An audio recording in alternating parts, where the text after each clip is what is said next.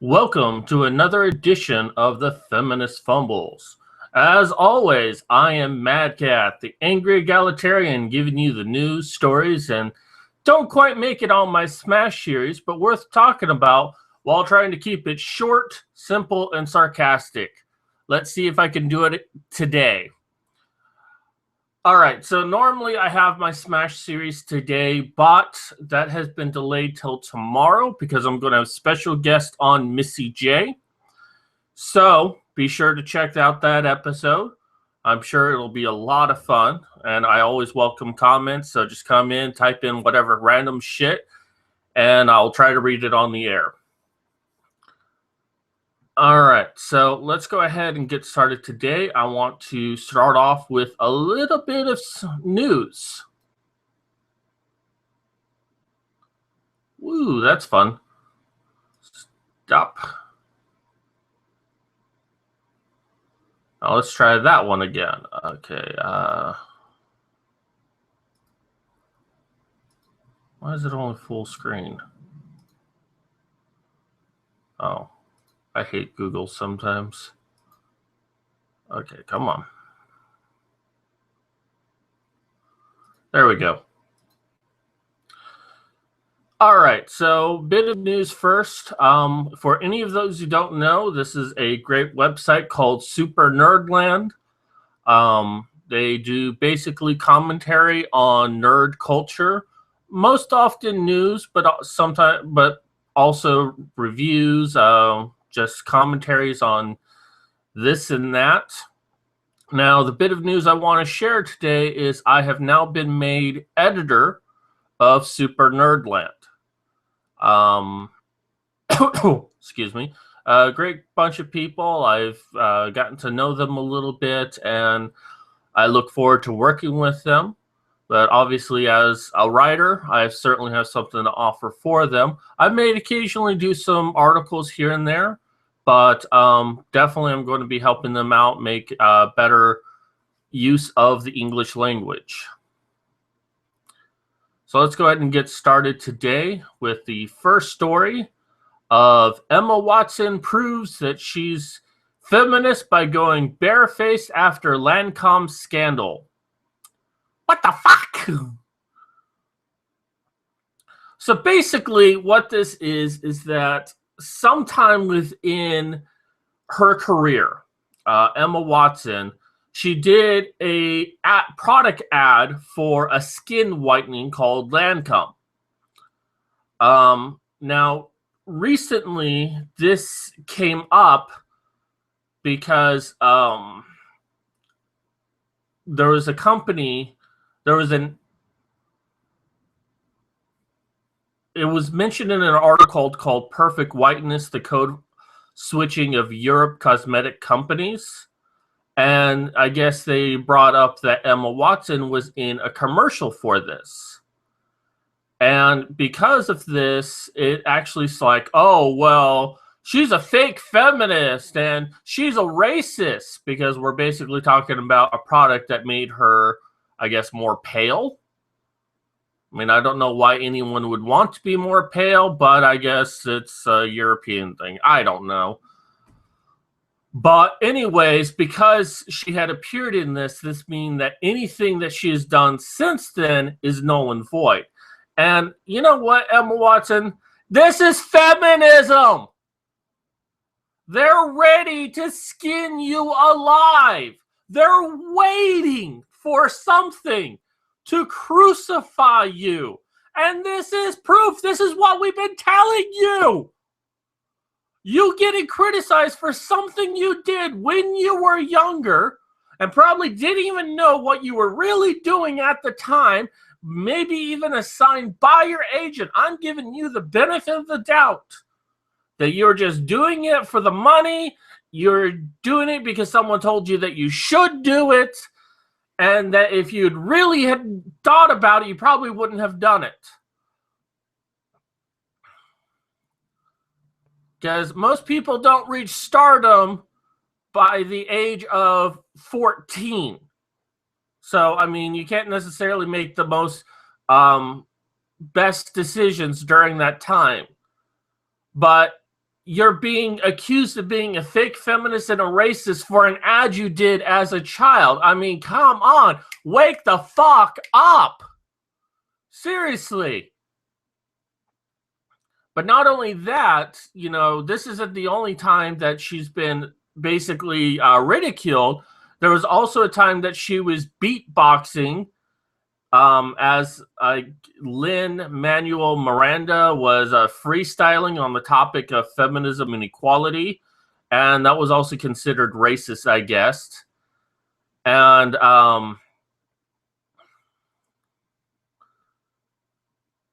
something that she said, and I'm not going to do the special voice, but we are not supposed to talk about money because people will think you're difficult or a diva, she said.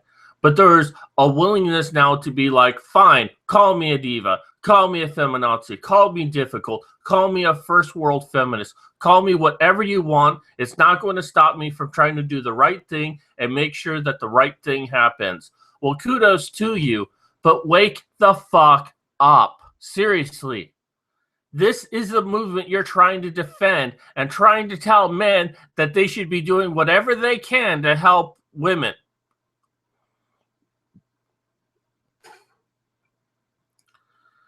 So, yeah. I find this so funny. So, let's go ahead and move on. 7 feminist issues less famous than the wage gap that still deserves your attention. Well, wage gap definitely does seem to be the one that's on the top of the list, but I would think that the one that's the most top on the list is rape culture.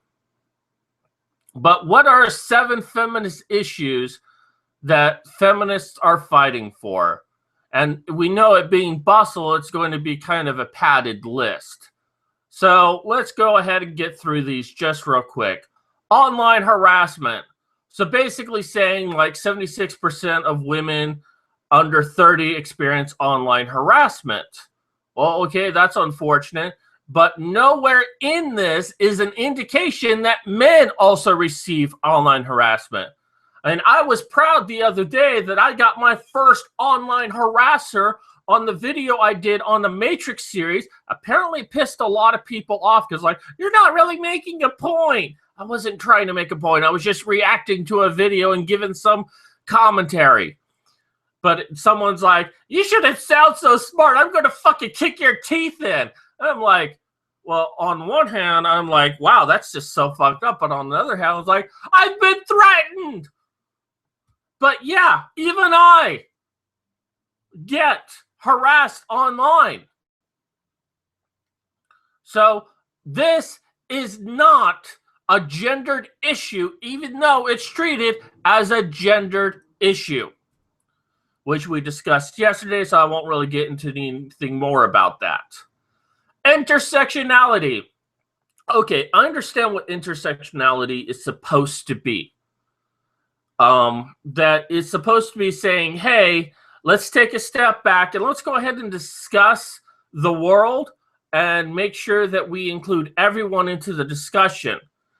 But intersectionality has been the worst thing for feminism. It is going to be the downfall of feminism. As right now, what it is it's all of these individuals saying that being a white feminist is the worst thing you can possibly be. God forbid that it's white feminists who have paved the way for all other feminists. Now being white is the worst thing possible, and has even gone to the point a step further that if you're cis, that's somehow even worse. So you being white, that's really bad. Being cisgendered, that's even worse. And has also carried on to, like, I mean, they've always hated men, but this is even worse. Intersectionality. You've got to, feminists, you've got to stop this. Actually, no, I want you to continue because I know it's going to be your downfall. You're dividing and trying to say, well, not all feminists are feminists. Only certain feminists are true feminists. You're basically rebuilding 1984. That's no, not 1984. Animal Farm. Thank you. You're redoing Animal Farm, saying that everyone is equal, but some are more equal than others. That's what you're doing. And if you want to know how that turns out, read Animal Farm. I know it's a little hard to get into, but it's worth reading. If not, watch the film that had Kelsey Grammer and Patrick Stewart in it. That was actually pretty good. Watch that and watch how it crumbles. All right, so ending the tampon tax. Now, is she fucking wearing tampons around her ears? This fucking nutbag. That's a sanitary product. How'd you like it if I walked around with nothing but toilet paper on? That I wrapped my entire body with toilet paper and just walked around? Tampon tax. Okay, first and foremost, there is no such thing as a tampon tax. Tampons are considered a hygiene product, much like a toothbrush or toilet paper. Okay? What they're wanting is that they think that men are getting something special because condoms are not taxed. Well, that's not actually true. Many states actually tax condoms. Now, there may be special medicated condoms, especially for people who might be allergic to latex. So they might need a special condom that's not taxed, but that's for a specific medical reason. Now, if anything that's considered medical is not taxed. However, feminists are using the tampon tax to say that the government is biased against women and holding a specific tax on them because of patriarchy. Here's the kicker is I actually agree with the idea that tampons shouldn't be taxed, and I'll tell you why. Because there isn't a male equivalent. There isn't something that men get that women don't use. Okay? But more than so, that right there, I'm willing to say, you know what, give it to them. Go ahead and not tax tampons. But also for the fact that without a tampon, women would be bleeding all over the fucking place. And especially today where they could have an STD, they could have HIV, or you just don't really like blood, or the fact that they could be anemic. And I don't know. There's just a whole lot of... I just don't want their fucking blood everywhere, okay?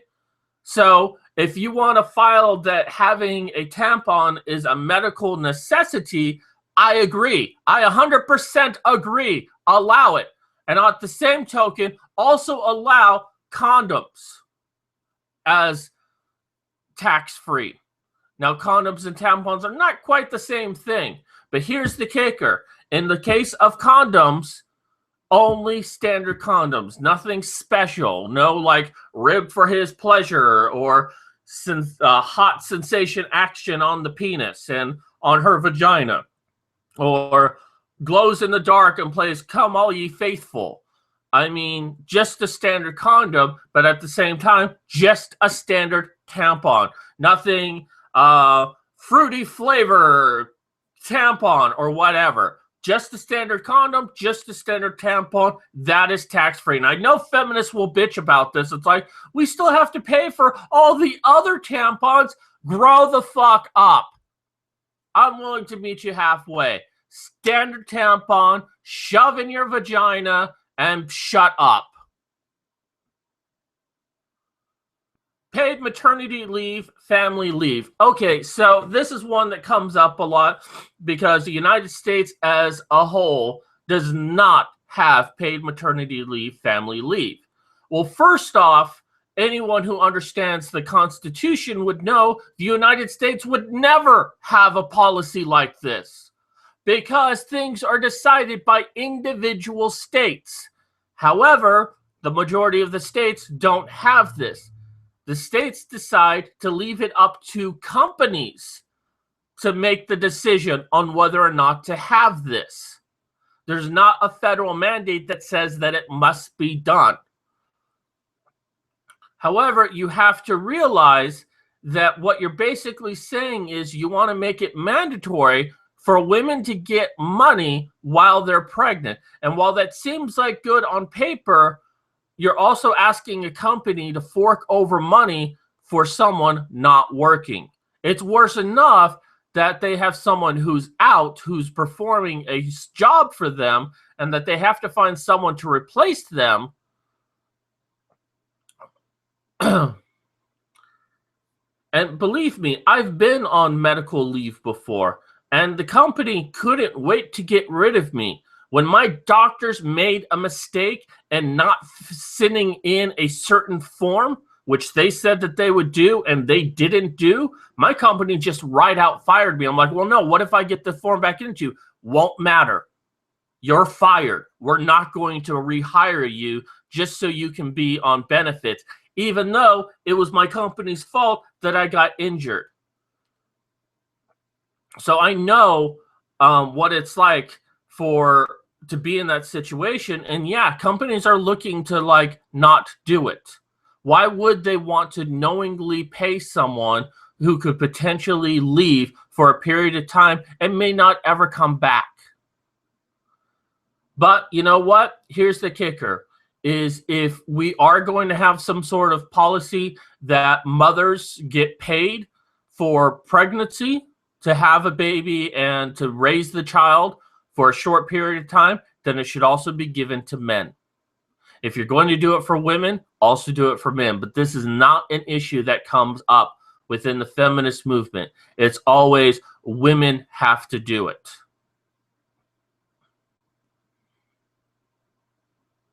Although right here it does say also men who are typically not given the opportunity to take off time with their new child are thus to adhere to the general stereotype that insists raising children is a woman's job and not a parent's job. Well, the problem with that is you act like a man has no responsibility to a child if he's forced to work a full-time job. He's still fucking raising a child. It's just that he has to work a full-time job as well.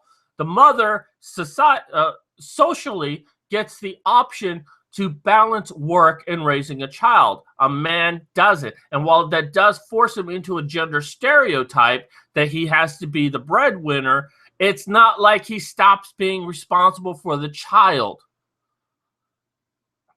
Fighting slut-shaming. Well, you know, I'm in support of this. All women should be sluts. All men, too. And we should be fucking proud of it. The lack of female business leaders. And you know what? This has been really done to death. The reason why men tend to make better business leaders is because they're more aggressive. They're more risk takers, which you need for a business. And, you know, feminists act like there's something specific about not promoting women at top positions. And they feel that a woman should be given a top position just because she has a vagina. That's it. That's basically it.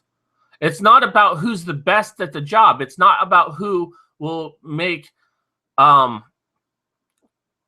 most money for the company. It's about what's between her legs, what's between their legs. And if it's a vagina, it has a higher value than any man's work experience or personal skills.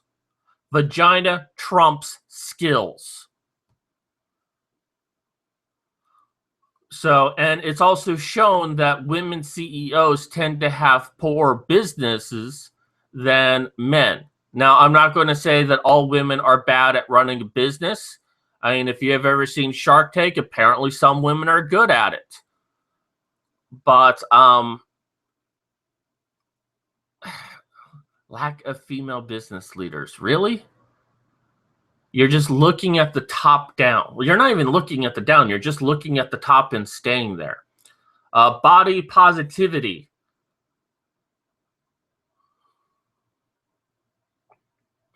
Loving your body is good for you. Secondly, loving your body is a direct threat to fat shame.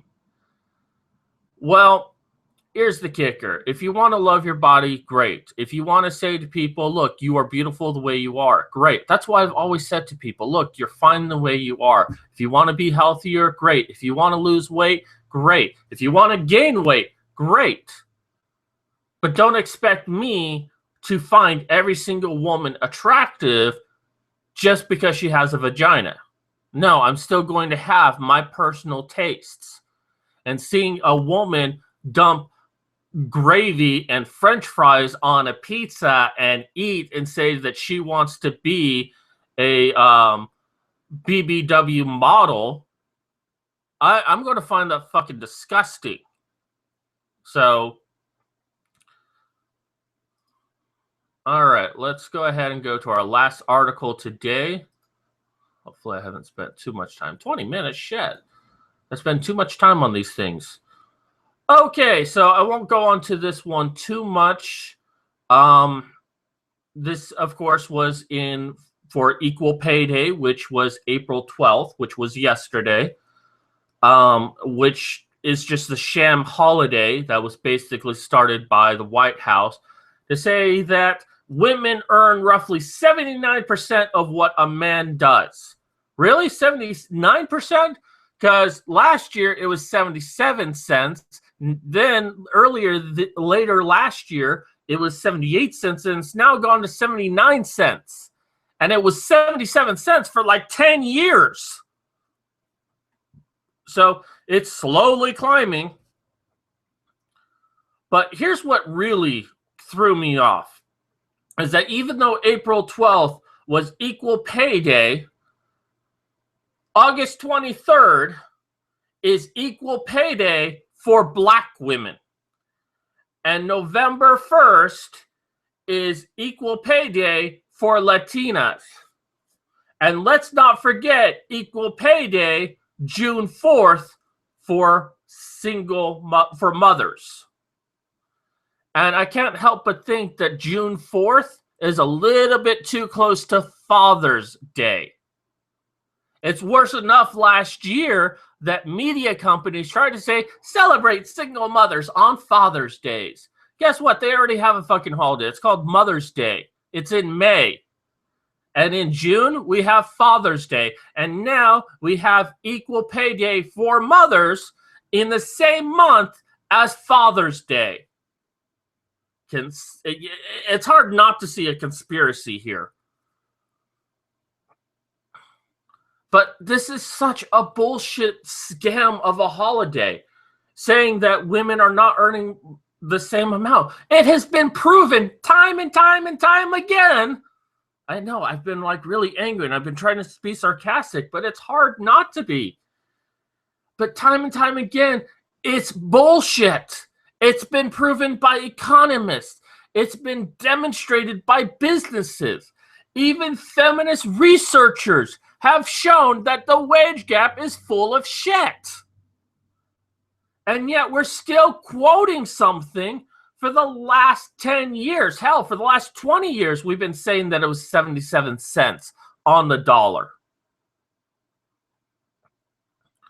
But the other great thing about this is just some of the comments they recorded for Equal Pay Day that all of us out there on Twitterverse posted. So let's read a couple of them.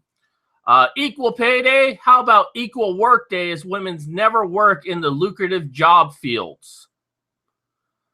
Some thoughts on bogus feminist holiday, Equal Pay Day, and the 23% pay gap myth. And there's a website there for our AEI, which was done by Christina Hoff Summers. Equal Pay Day this year is April 12th. The next Equal Occupational Fatality Day will be in the year 2027. Ba-dum-bum. Also from AEI. Equal Pay Day. So every day, hint, don't take gender studies. Go for STEM. Actually, stay in gender studies. We don't need any more harpies. Check out Prince's channel for what women are like in STEM. because she will tell you the horror story. We don't need any more feminist harpies in STEM.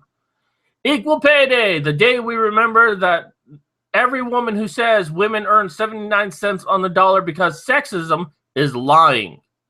Well, I don't think they're lying. They're just misinformed, honestly. As far as I knew, the wage gap myth was debunked years ago. None of the initial studies took into account female choice.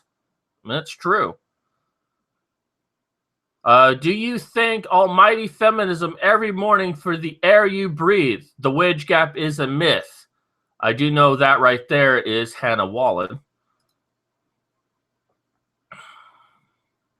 I just saw a commercial about closing the wage gap. Fun fact, it's a myth and only a myth. The wage gap is a myth. It doesn't account for different occupation. It just lumps every professional into segments, which is true. That's what it does. It compares column A from column B. So hopefully this week or next week, I will be having an article on the Honey Badger site. It will be on the wage gap within the tennis field, and the results will shock you. So anyways, there are the 3 articles that I did today. Also consider donating to my Patreon, mostly for medical bills, but certainly could improve the quality of these videos. Ooh, Sierra McCord. But if you don't want to do Patreon, if you don't feel comfortable doing that, consider buying my book. First book is free to download about vampires, knights, what have you. Oh, there's a scene where Mercedes Carrera is walking around naked in my book, and that book is free to download. So download that. If you like it, consider giving me a review, honest review. Also, if you do really like it, consider buying the full book that features the story 1 month after, and it's only $2.99. Also, voice equality. If you want social media to adhere to the First Amendment, consider checking that out. Sign up, spread it around to all your friends. Be sure to like or dislike this video and subscribe to me down below. Anyways, that's going to do it for me today. This is Mad Cat signing off.